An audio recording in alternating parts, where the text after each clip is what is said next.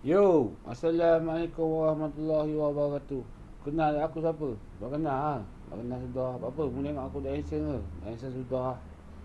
Ni aku nak cukur misah, aku nak ingat tau. Aku lupa. Cukur misah ayat Ahok. Ke mana aku cukur misah aku lah? Mana aku tak ha?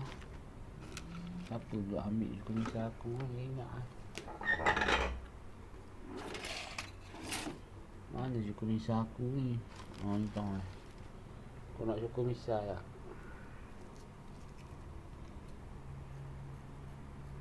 Aku nak tukar dia misah.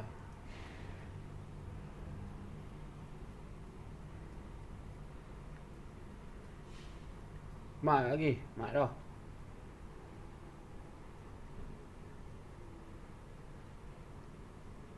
Okey, beres.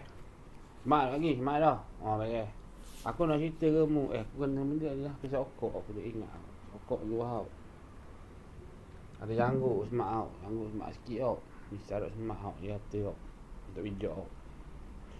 Aku nak khabar mu aku ada kenal seorang dengan ada doktor lah. Doktor pakar lah. Pakar apa? Pakar sakit puang tu lah. Jadi aku ada pungkau dengan bini dia hari tu. Masa kecil aku dah ingat hari tu. Bini dia tengok connect aku lah. Dia tengok connect aku, dia kata, oh beres, dia kata dah selamat dah, dia kata. Jadi aku nak jumpa dia lambat lagi lah. Tapi waktu tu tak tahulah jumpa boleh ingat dah.